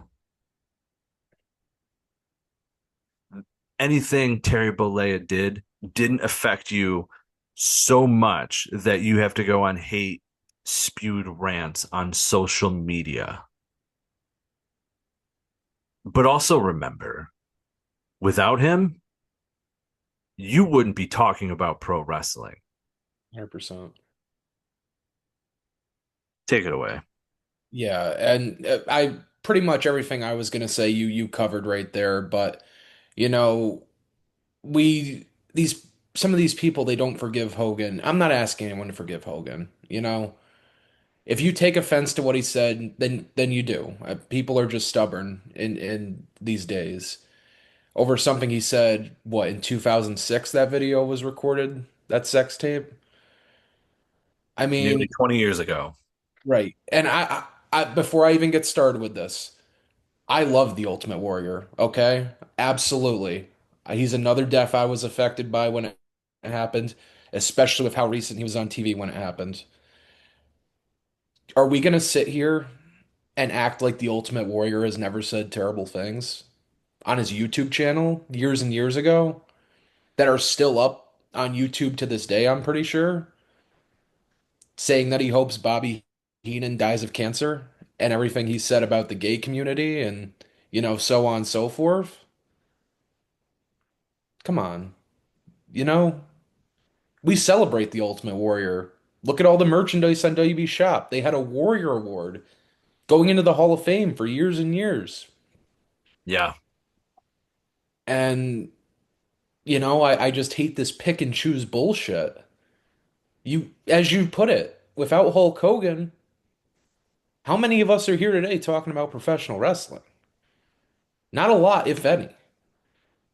And just as a side note, I don't know if I'm pretty sure you've seen this, Lee. So Chelsea Green was interviewed for CBS News about the death of Hulk Hogan on Thursday. Yeah. She posted on Twitter right after SmackDown on Friday night that she would be taking a break from social media due to the ongoing bullying and death threats and so on and so forth, because she had some positive things to say about her colleague, about Hulk Hogan. Yeah, because she didn't bring up any of the negativity. Fuck off, is what I have to say. Because Yeah. somebody likes somebody that they worked with, somebody that they grew up watching, they should be, threatened for that. They should be bullied for that. Absolutely not. You all are a bunch of hypocrites who do that, and you're no better. Okay? Think about this shit before you do it. Yeah, seriously. Like I said, the man didn't personally affect people, especially white folks, to the way that people are acting. If you're African American, you have every right to be offended. I 100% agree with you on that. You have a right to be offended. That kind of language is uncalled for. But we're not talking Hulk Hogan. We're not talking the character that we saw on television weekly, who worked with a lot of African Americans. Just saying, but he, as Terry Bollea, Was it right? No.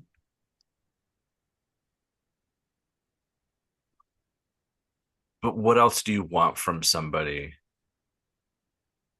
The man had apologized time and time again over it. There's video of him and Mick Foley where Hogan apologizes to Mick Foley for comments he made about Mick Foley. With, not being like a real wrestler and stuff like that, and being a garbage wrestler and stuff. There's video of Hogan apologizing to Mick Foley. You have literally testaments from Devon Dudley where Devon says that Hulk Hogan apologized to me. What more does anybody want?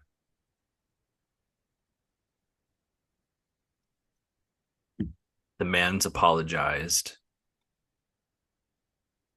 I mean, it's still it's not right. Okay. Terry Bollea said what he said, but he apologized. If you don't accept the apology, that's fine. But you don't need to, on the man's death, be sitting here posting WrestleMania open fireworks about his passing. You don't need to post having a cookout grilling celebrating the man's death. That's just vile. That is disgusting. And I'm not gonna I kind of made it a political thing because I said liberals and woke and all that crap. I don't care if you're left. I don't care if you're right. Everything should be down the middle. And with that, yes, Hogan was a Trump supporter. And I know that the left side of things are not happy with that. That's Terry Bollea. I don't think professional wrestling characters think the only politics they like are what goes on in the locker room for positioning. Because I know they sure as hell don't like going to wrestlers' court. But if you don't accept the apology, that's fine. You don't need to be out there bashing somebody on the day they've passed. A lot of these people who, say all this stuff and are celebrating and dancing on the man's grave, I'm sure a lot of them, if not all of them, have said things behind closed doors that if it ever got out, they would be raked across the coals, raked across the coals the same exact way. Yeah. Yeah. 100%. Adam Pearce had even said nobody's perfect. Everybody has said things that they don't mean. And everybody has something in their closet that they wouldn't want to be known. And I see a lot of people throwing stones in a glass house. I'm not perfect. I don't condone what was said. I've had that stance. But the man apologized. The man found God. And if you don't think that Hulk Hogan made professional wrestling or in some sort of way is the reason for professional wrestling's big booms in the 80s and then again in 1996, I would say that you are delusional and that you should probably go watch other sports and tell me how much you like those athletes beating on their wives, how much you like all the criminal activity like Michael Vick is involved with or was involved with, and tell me how much you like that, and then come back and talk to me what you think about Hogan. How about that? Let's do that. if you want to bash Hogan, why don't you come into the comment section and tell me what sports you like? Tell me what athletes you like. I encourage it actually, because there's a very high percentage rate, I believe, in the NFL involving domestic violence. How many times have we seen shit like that in the news? Michael Vick. Yeah, that's a great role model, huh? That's a real good role model, folks. But the NFL and NFL fans welcomed Michael Vick back with open arms. So don't sit here and tell me that you're mad at Hogan, but then you're out there watching other sports like that, where things like that go on. Not buying it. Not buying it at all. All it is. It's fans picking and choosing what they want to hate, where you have far worse circumstances with other athletes in sports. So, And you brought up, Hogan obviously supported Trump, sold merchandise with Trump on it and everything. You know who else supports Trump? Who is in the world of professional wrestling? The Undertaker. Kane, Yeah. And you know what? Still beloved. Chris Jericho, Yep. the Khans donated to Trump's campaign. And I'm sure there's many more that we don't even know. Meanwhile, there's guys like Brody King who did the ICE t-shirts Abolish to it. to abolish ICE, and he recently just did something with Michael Kingston at San Diego Comic-Con and Headlock Comics, where they did it again, but I think it was a comic book. Mm. So whatever your political stance is, no matter what wrestling company you watch, and I'm saying this is nicely as I can, it doesn't matter what company you watch, they're all Trump supporters. They have all support Trump. WWE, you see it with photos of Stephanie and Triple H in the White House with Trump, Linda McMahon, Robert Kennedy Jr. The Khans donated to Trump's campaign. Jericho donated Trump's campaign. Jericho's wife was at January 6th. Like, in pro wrestling, well, Jericho went down for the chokeslam anyway. He deserved it. In pro wrestling, in politics, you have a mix. Just like in real life, right and left. But for all of those wrestling fans that want to make it political, then you shouldn't watch pro wrestling at all, because you're supporting Republicans if that's the case. And we're going down like a whole different tunnel than what this show is supposed to be about. But fans, whatever Terry Bollea did outside of the wrestling ring as Terry Bollea, I personally do not care about. I care about the character that I watched as a kid that deemed the red and yellow, that said brother, that came out larger than life.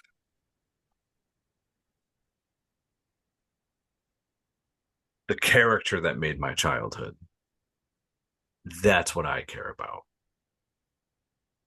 But Inside Real American is the greatest wrestling theme of all time, and I don't care what anyone says.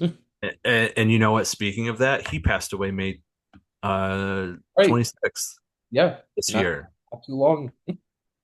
And 3 days before we lost Hulk Hogan, we'd actually lost Roddy Hogan, a Hulk Hogan superfan who'd been seen on WWF camera as Hogan's coming down the aisle and they're shaking hands together, and he looks just like Hogan. There's plenty of photos of them two together. So in a short span, you lost Rick, who did the I Am a Real American theme, Hulk Hogan superfan, and then your third is our beloved Hulk Hogan.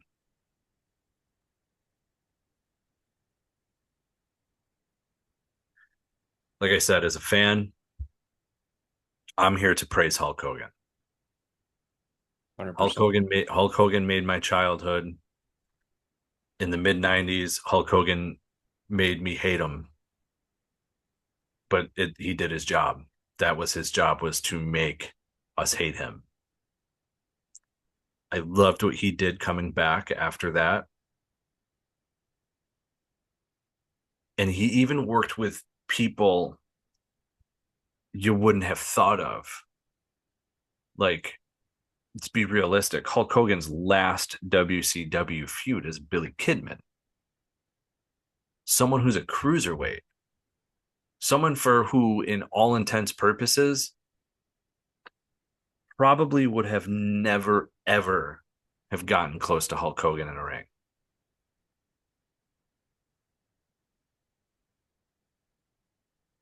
I don't know, maybe I'm wrong, but I think that was cool with the Hogan and Kidman thing, even though like it wasn't the greatest, but it was different for Hogan, Yeah. I mean, working with a cruiserweight, a brand new young guy, absolutely. you know.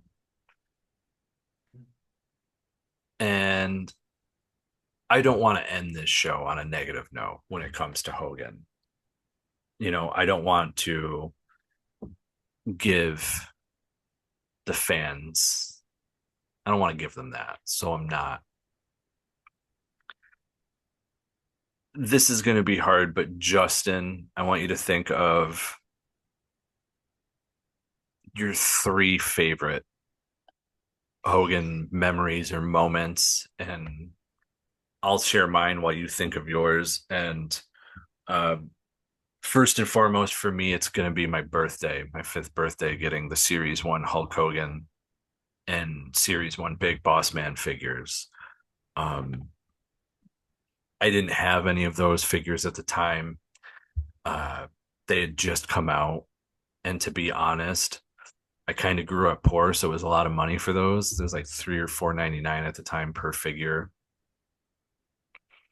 At a time when minimum wage was less than that. It wasn't even $5.15 at the time yet. And it's a memory for me, not just because of Hogan, but because of my grandparents, and they're no longer here too.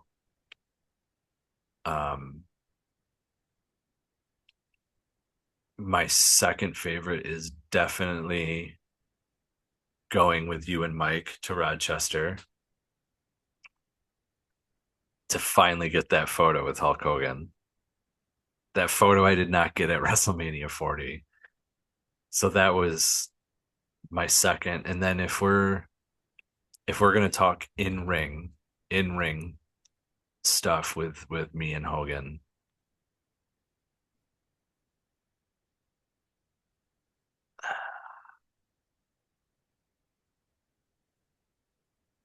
I'm gonna stick with being torn between him and Ultimate Warrior at WrestleMania, title for title. Hogan didn't win, but I just remember that being a defining moment because it's where we first see Hogan starting to take a step back, so to speak. Not wrestling as much on TV. And if you did see him on TV, he was pretty much just cutting promos. But for me, those are the 3. And now the honorable mention is the moment that you're never prepared for. And that is turning on SmackDown on Friday and seeing the image, his birth date, and his last year of 2025, and everybody standing out on the entry ramp and the legends, and you see the image of Hulk Hogan. And that's when the reality hits you that your childhood hero is not here, and that you're about to hear that 10 bell salute that you never thought that you would hear for that wrestler, for Hulk Hogan. You're just not ready for it. You're not prepared for it. The kid Lee thinks that Immortal Hulk Hogan means that Hulk Hogan will live forever. And though physically it's not possible, we're fortunate enough where we have the streaming services that we do where we can watch any Hulk Hogan match that we want. We can turn our video game systems on and control Hulk Hogan. We have t-shirts with his face plastered all over it, lunch boxes, action figures.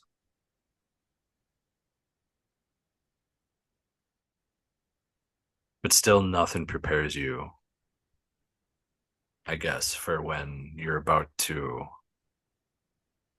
get ready to hear that first ding of the bell and the crowd is silent. And the hardest part about watching that was watching Jimmy Hart not taking his sunglasses off to wipe the tears out of his eyes, but still wiping the tears out of his eyes. And I mean, my eyes are watering up right now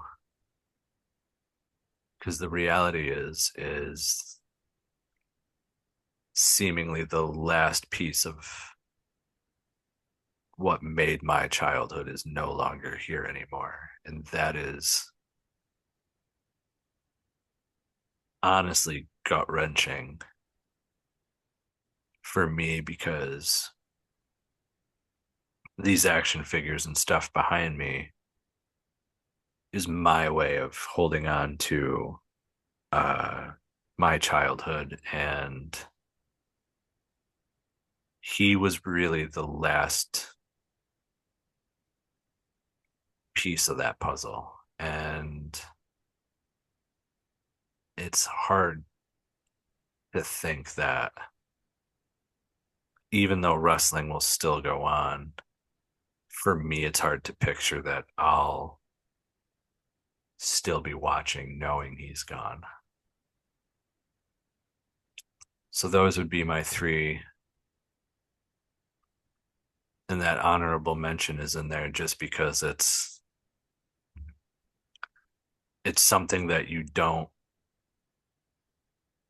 anticipate. And I think it's better for me if I share how I felt at that time than keep it bottled in. So Absolutely. for me, those are it. Those are the moments that meant the most to me when it came to Hulk Hogan. Yeah, it's been a very emotional weekend, absolutely, for all of us. But I've been putting a lot of thought into it. My honorable mention I'll start with. You might get a laugh out of this, Lee, because I've never told you this story. Yeah. So this is 2003. So let's say I'm 5 going on 6 years old. Okay. This is when Hogan's on TV and he's, feuding with Vince and the Mr. America stuff is getting ready to start. Uh, so I'm like full Hulkamaniac at this point. And I had the Hulk Hogan WCW Bash and Brawler. I didn't have the wrestling buddy, but I had the Bash and Brawler. And I used to beat the shit out of that thing constantly. Hogan didn't do jobs, but he was doing jobs for me, brother. Um, so I remember one day, my mom had come home from work, and I was fighting this Hulk Hogan Bash and Brawler. And just to like put a little exclamation point on it, I was wearing this like brand new button-up shirt my mom had bought me. And I did the little Hulk Hogan rip shirt, and I just remember like all the buttons flying off one by one. She was so pissed, man. So mad. But that's what I'll never forget. I love Hogan and Andre, and I love Hogan and Warrior watching it back. But for me in real time, watching Hogan, I'd probably say WrestleMania 21. You have Muhammad Hassan, Davari, Eugene in the ring, and Hassan is just beating the shit out of Eugene, and real American plays and the pop he gets. And he gets it a few weeks later at Madison Square Garden when he saves Shawn Michaels too. So I'll lump that in. You just get goosebumps from it. And Hogan comes down, defending America practically. Big Boots Hassan gives him the leg drop and goes back up on the stage. This is a night after him going into the Hall of Fame, and the little American flag drops down on the LED board. He's doing the pose, and I'm like, yeah, that's fucking Hulk Hogan right there. Um, Another one would be, him and Rock at WrestleMania 18. One of the greatest WrestleMania matches of all time, and maybe not the most technically worked as in the greatest WrestleMania matches of all time, but for crowd reaction and sheer moment, I just remember Jim Ross when Hogan hits the leg drop on Rock and Rock kicks out, and Jim Ross is like, he beat Andre the Giant with that move. It, it's such a exhilarating feeling, I guess you could say. Like, it's incredible. And I want to add to that Yeah. because that moment was WrestleMania 18 with Hogan and Rock in Canada. It also didn't go the way WWE wanted it to Oh, because they forgot Canada loves Hogan and they were supposed to boo him, and they did not. yeah. But yeah, such a great moment, especially with Hogan turning at the end. And it would be a few weeks before he went back full red and yellow, but it was the start of it. And, for my first one, I don't know how I could put one over the other. I'd absolutely say both times I met Hogan, both on my own at the shop and both with you and Mike in Rochester, because on the one hand, it's my first time meeting him, and I'm nervous as I'm going up to him because like this is my fucking hero I'm meeting for the first time, one of them. And at the other hand, I'm with you guys, and we have that special moment that connects us for the rest of our lives, Yeah. So it's hard for me to put that over the other. The first time I did go to Hogan's restaurant at right down the street from the beach shop, Hogan's Hangout, pretty damn good. Pretty damn good. Hell yeah. Yeah. Well, fans, we knew this was going to be a difficult show to do, being Hogan fans and knowing our love for professional wrestling. So Justin, I want to thank you for making this a little easier for me because I there's no way I could have done this by myself. Hear you, man. And fans, just remember one thing. Without Hulk Hogan, there's no professional wrestling. And that's not a spoiler, but it is free. So fans, you can go and watch all our other podcasts, wrestling interviews with the likes of Randy Hogan, Gilbert, Virgil, who's no longer with us, Mike Halleck, who is Mantar, who is no longer with us, Road Warrior Animal, who is no longer with us, interviews with Booker T, Kevin Nash, Axe and Smash Demolition, Lex Luger, and more. YouTube.com/perched on the top rope. If you want to listen to those interviews and other shows that we have on the podcast, you can find us anywhere and everywhere podcasts are found, from Apple, Spotify, Google, Podbean, Podbay, Red Circle, you name it. We're on every podcast platform there is. We are on Facebook with over 23,000 strong, facebook.com/perched on the top rope. We are on Instagram and Threads at Perched on the Top Rope Podcast. You can find us on X and Blue Sky at Perched Top Rope because Perched on the Top Rope was too long.